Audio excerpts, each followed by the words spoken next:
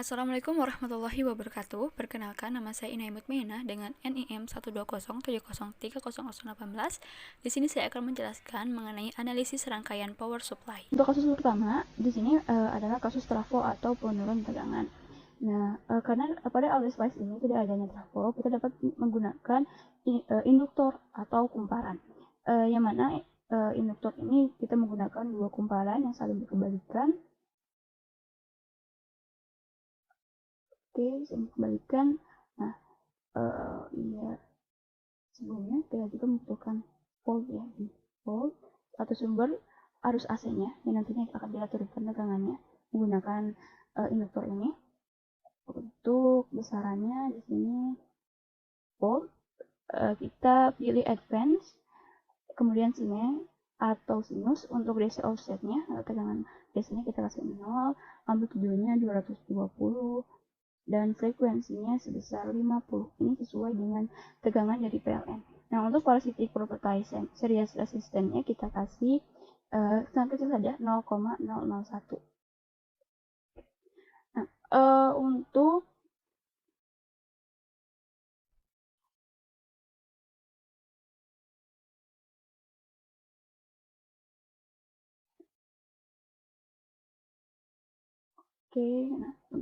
nah untuk selanjutnya juga kita membutuhkan sini resistor beban R1, kita tetapkan besarnya itu sebesar 1 kilo ohm. Nah, kemudian langsung saja kita mewiringnya saja. Ini L1 atau kumparan 1 sebagai kumparan primer, karena di sini kita menggunakan konsep jumlah lilitan, tetapi pada LD Spice ini tidak adanya jumlah lilitan, tapi yang ada itu besar induktansi dari induktor itu sendiri. Maka di sini nanti kita akan mengubah besaran L-nya atau besar induktansinya pada kumparan primer dan juga sekunder, atau kumparan kedua atau L2 ini sekunder. Di sini nah kita bisa tetapkan saja langsung. Untuk L1-nya induktansinya sebesar 100 mH dan untuk L2-nya 1 mH. Nah, ini kita move terlebih dahulu. Oke, setelah itu sebelum mulai meraninya, kita akan terlebih dahulu untuk mengset untuk L1 dan L2 ini, kita kopling terlebih dahulu dengan cara memencet nanti Spice Directive K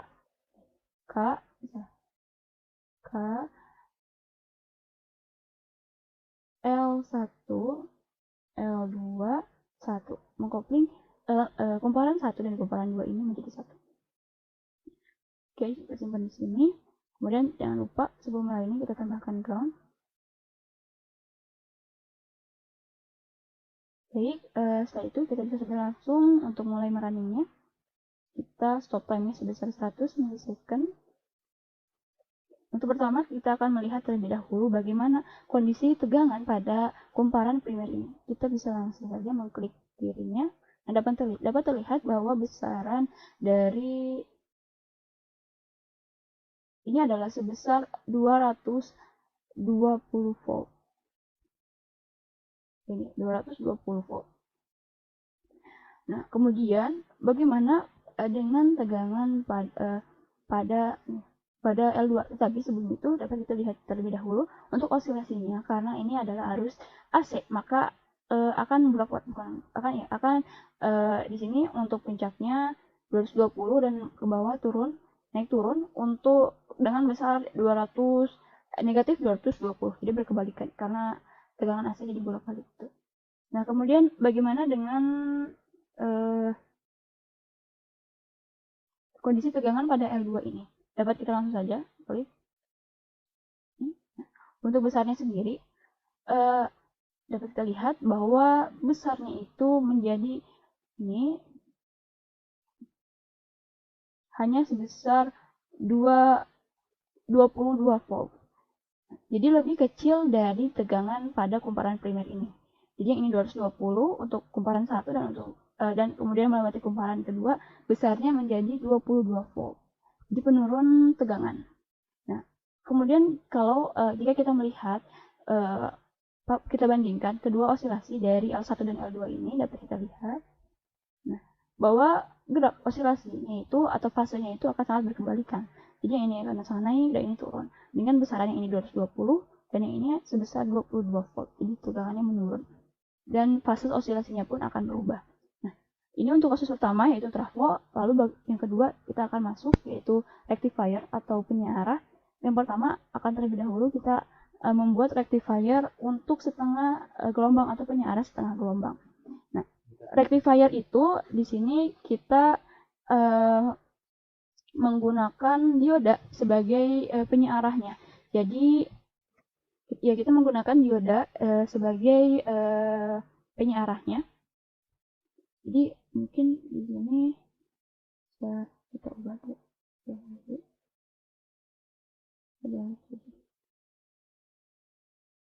Jadi pada sebelum kumparan ini melewati resistor beban, adanya dioda sebagai penyearah. Kita di sini, kemudian tetap resistor bebannya kita kasih, dan besarnya juga 1 kilo ohm sama. Dan kita kembali mewiring. Ini untuk kumparan 1 dan kumparan 2-nya tetap kita kopling keduanya. Besarnya juga tetap, tetapi perubahan di sini antara trafo penurunan tegangan dengan rectifier atau penyearah gelombang adalah penempatan dari dioda itu sendiri. Kemudian kita mulai saja runningnya. Kita running terlebih dahulu. Di sini tadi juga besarnya running itu 100 milisecond. Kita lihat di sini besar dari L1-nya. Besar tegangan pada kumparan 1 atau kumparan primer itu sama tadi sebesar 220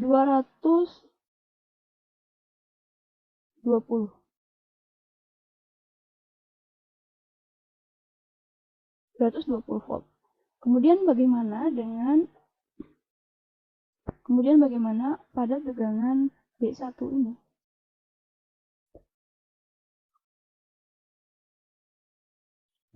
Tegangan sebelum memasuki dioda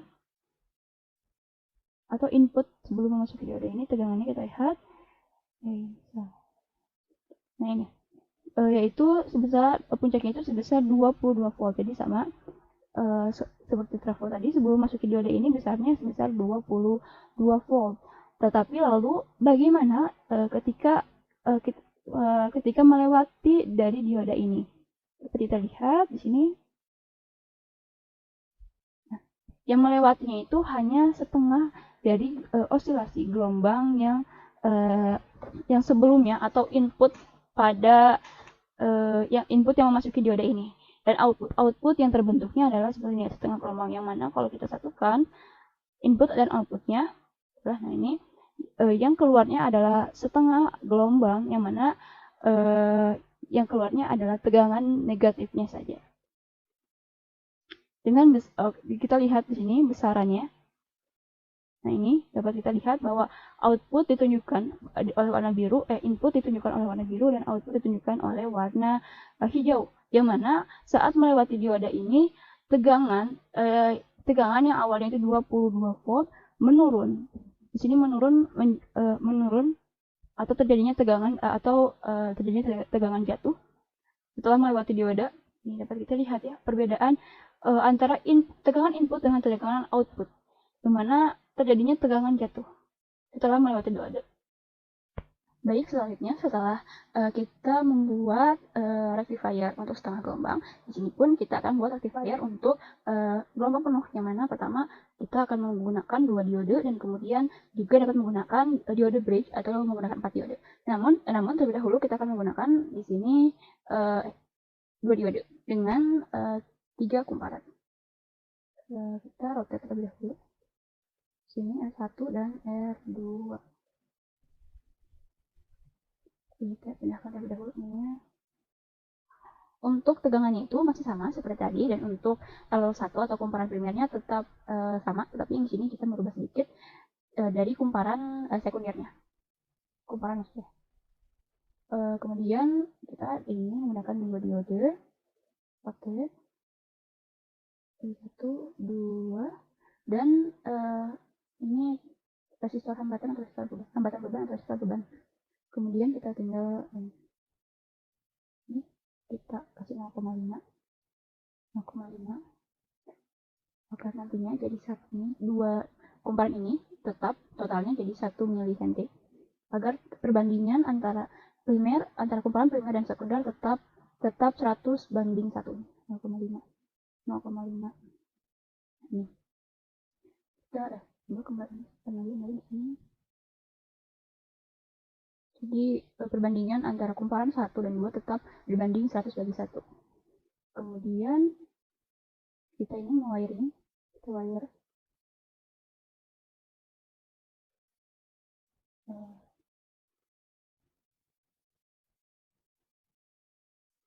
oke, dan ini nantinya sambungkan juga ini juga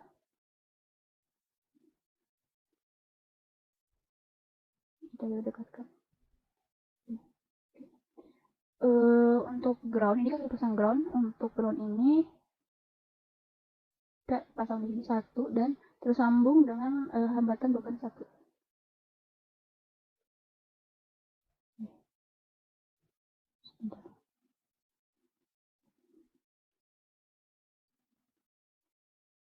Ini 1 dan ke sini gitu. Oke.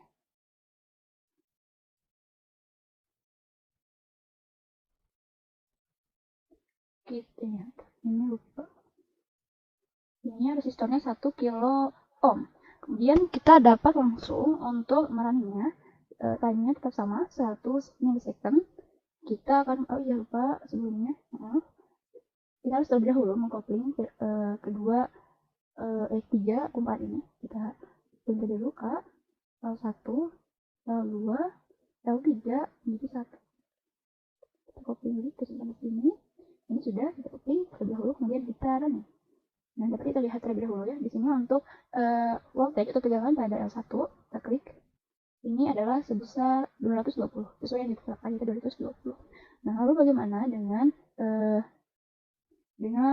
kumparan dengan tegangan pada kumparan primer ini? Kita lihat untuk masuk ke input D1 ini kita lihat ini adalah sebesar 15,6 atau kurang dari 22 volt. Yang mana sebelumnya pada input tegangan untuk rectifier atau penyiar setengah gelombang itu sebesar 22 volt.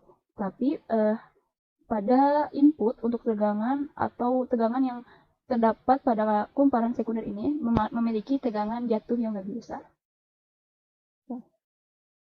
Oke, kita lihat terlebih dahulu bagaimana di sini. Nah, ini pun sama, kurang dari 22 volt. Kemudian kita akan coba melihat perbandingan antara ini kan pada dioda 2, kemudian bagaimana untuk dioda satunya. Ini coba kita lihat. Oke.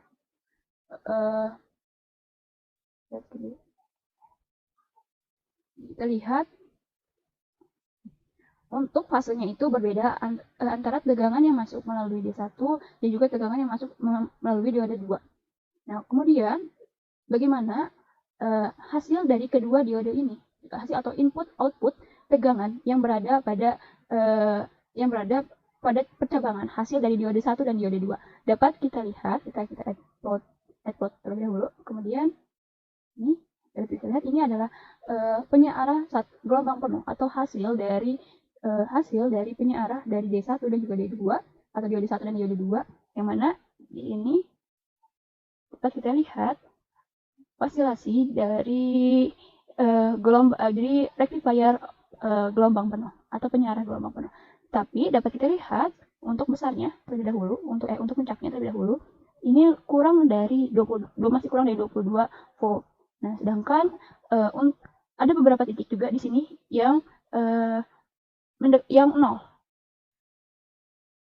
Ada beberapa titik yang 0. Jadi karena ada beberapa titik di mana posisi gelombang ini mencapai 0, kita membutuhkan selanjutnya filter yang akan dibahas pada kasus selanjutnya. Nah, kemudian kita akan bandingkan ini dengan inputnya. Nah, ini dapat kita lihat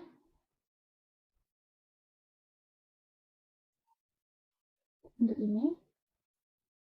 Nah, dapat kita lihat ini adalah penyearah gelombang penuh untuk tegangan positifnya. Kita lihat perbandingan dari besar volt yang dihasilkan adalah penyearah gelombang penuhnya memiliki tegangan jatuh yang lebih kecil, yang lebih besar. Jadi hasilnya voltnya itu yang keluar akan lebih kecil. Kita masuk ke kasus berikutnya, yaitu diode bridge atau penyearah gelombang penuh dengan menggunakan 4 diode. Kita hapus terlebih dahulu saja. Ini oke, masuk. Kita tambahkan dulu kumparan 1 di sini, kemudian kumparan kedua 4 diode 1, 2, 3, dan 4. Oke, terlebih dahulu di sini L1, ini L, L2, dan L.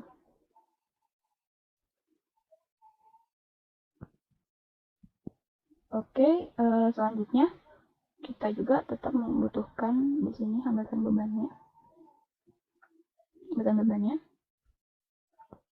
Kemudian kita wire terlebih dahulu ini untuk D-nya.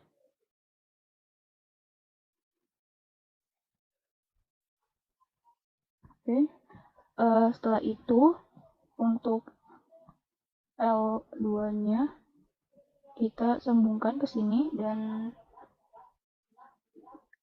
di antara cabang ini, dan sedangkan untuk tegangan hambatan bebannya kita sambungkan juga masuk ke sini nih. Dengan ini nanti akan kita kasih ground. Oke, pasang ground.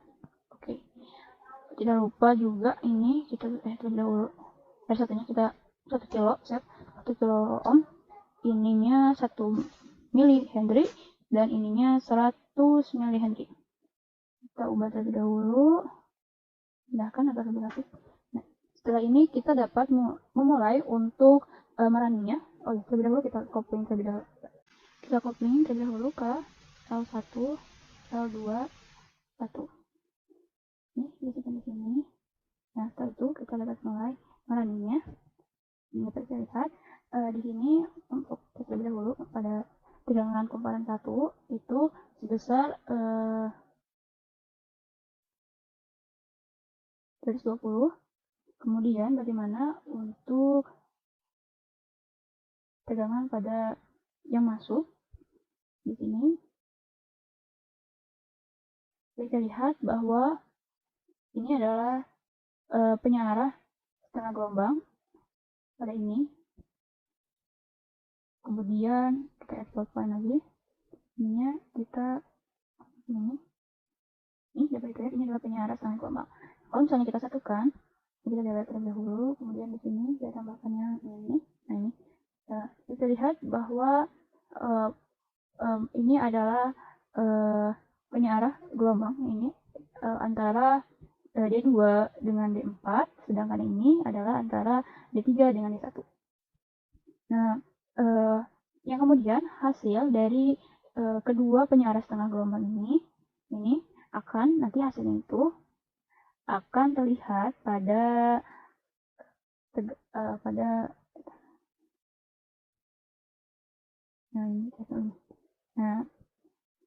dapat dilihat hasilnya itu hasil antara penyearah setengah gelombang D2 dengan D4 dan D3 dengan D1 ada pada output, tegangan output yang mengalir setelah diode bridge ini mengarah pada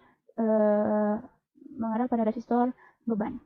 Kita lihat karena yang dihasilkan oleh D2 dan D4 adalah penyearah setengah gelombang, dan D3 dan D1 pun adalah penyearah setengah gelombang, maka tegangan output dari keempat diode ini adalah penyearah satu gelombang penuh. Kita lihat hasilnya seperti ini pun ini. Kalau digabungkan, Nah, tetapi kalau dilihat satu-satu itu akan menjadi seperti ini. Ada waktu untuk mencapai titik puncak kembali menjadi hanya setengah gelombang saja. Yang kemudian ini kasusnya sama seperti tadi, di mana kurva yang dihasilkan oleh kedua penyiar setengah gelombang ini atau yang berada pada output tegangan dari dioda bridge ini sifatnya masih fluktuatif atau di mana pada suatu titik akan bernilai 0. Maka dari itu kita pun masih tetap membutuhkan yang namanya filter. Nah, kita akan berlanjut ke filter. Di sini penggunaan filter itu untuk mencegah adanya suatu titik itu mencapai 0. Nah, maka dari itu kita membutuhkan suatu kapasitor. Nah, sifat dari kapasitor itu sendiri adalah di mana kapasitor ini dapat mengeluarkan dan juga menyimpan tegangan. Ketika mendapat suatu tegangan, ketika kapasitor ini menerima suatu tegangan, maka dia akan menyimpan tegangannya. Tetapi ketika tidak menerima suatu tegangan atau tegangan itu sama dengan 0, maka dia akan mengeluarkan tegangan tersebut. Nah, kita dapat menyimpan tegangan tersebut untuk hasil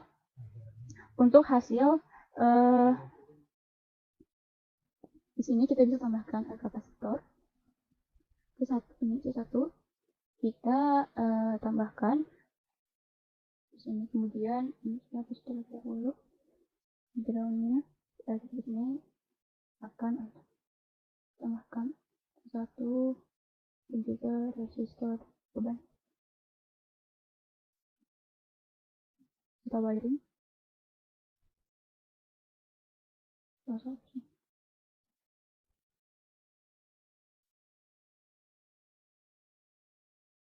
sini.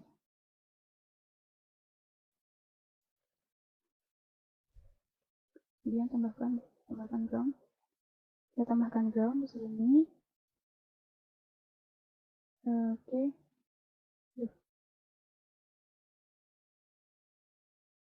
Nah, untuk kapasitornya itu kita tambahkan ini sebesar 1 milifarad.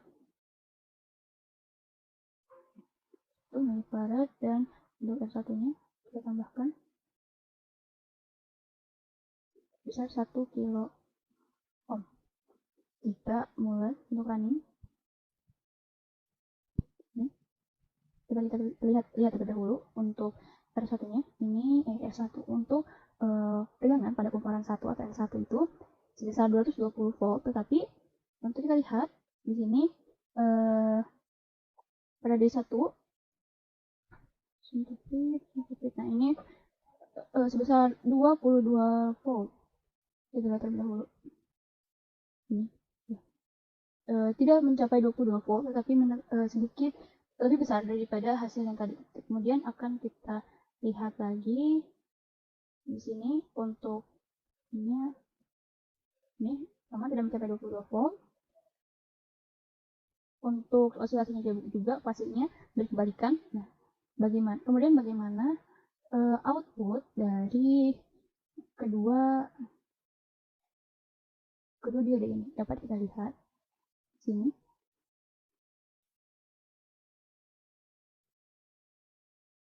Nah, dapat kita lihat di sini ya bahwa yang dihasilkan, kurva yang dihasilkan adalah bernilai stabil.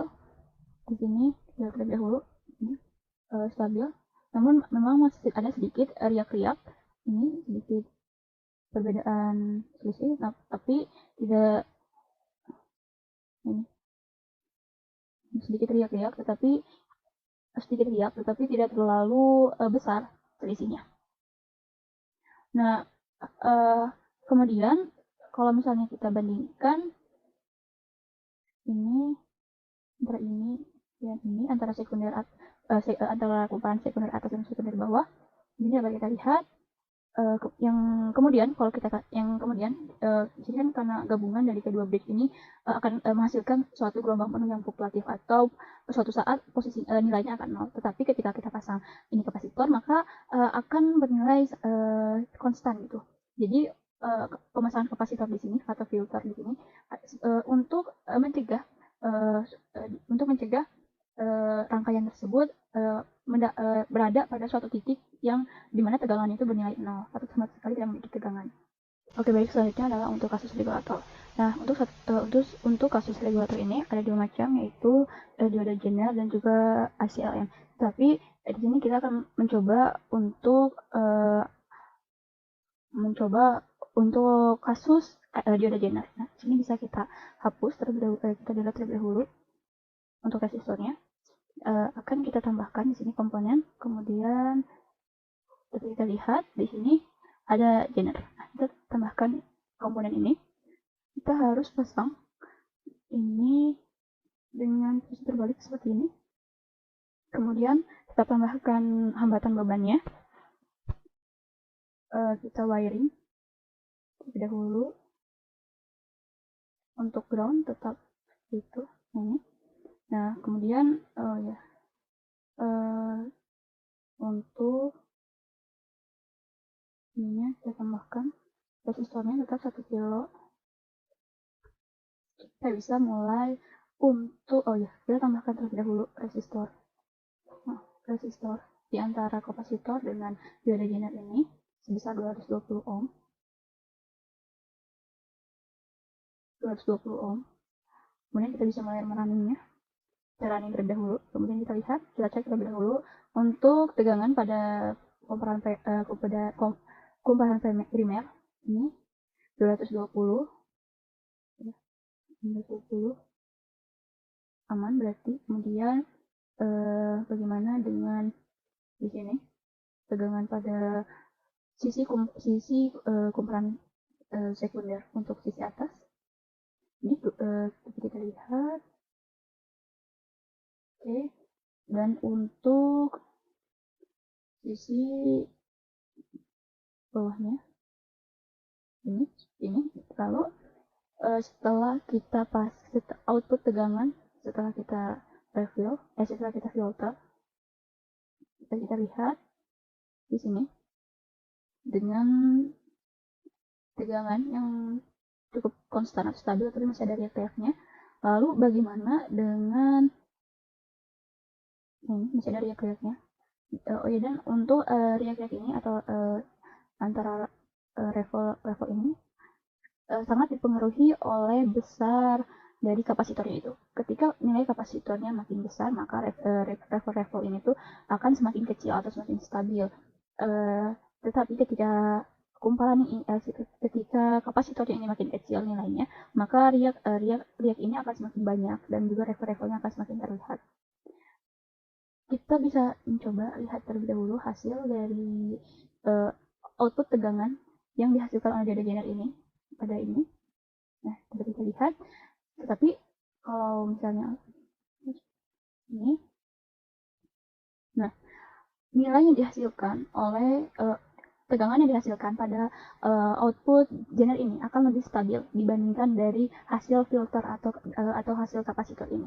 Nah, dioda Jenner ini memiliki breakdown voltage yang mana nantinya tegangan atau output tegangan atau tegangan keluaran yang melewati dioda Jenner ini akan memiliki nilai besaran yang sama. Ketika dioda Jenner ini memiliki nilai 5 volt, maka output atau tegangan yang berada pada cabang ini akan konstan pada nilai 5 volt. Ini akan lebih stabil. Riak-riaknya tidak terlalu banyak dan levelnya pun tidak terlalu terlihat. Sehingga untuk rangkaian power supply ini kita akan memiliki beberapa bagian. Yang pertama di sini ada power supply, kemudian di sini ada trafo sebagai pendorong tegangan. Kemudian setelah melewati trafo atau dua induktor ini akan melewati rectifier atau penyiarah. Di sini kita penyiarahnya gelombang penuh. Di sini menggunakan diode bridge, tapi bisa juga tipe-tipe lainnya. Kemudian di sini kita akan filter untuk filter agar kurvanya tidak fluktuatif menggunakan kapasitor. Kemudian yang terakhir di sini adanya regulator atau kita meregulasikan hasil output tegangan dari filter ini kita menggunakan dioda Jenner. Nah, mungkin hanya itu yang dapat saya sampaikan mengenai analisis rangkaian power supply ini. Mohon maaf apabila ada kesalahan. Wassalamualaikum warahmatullahi wabarakatuh.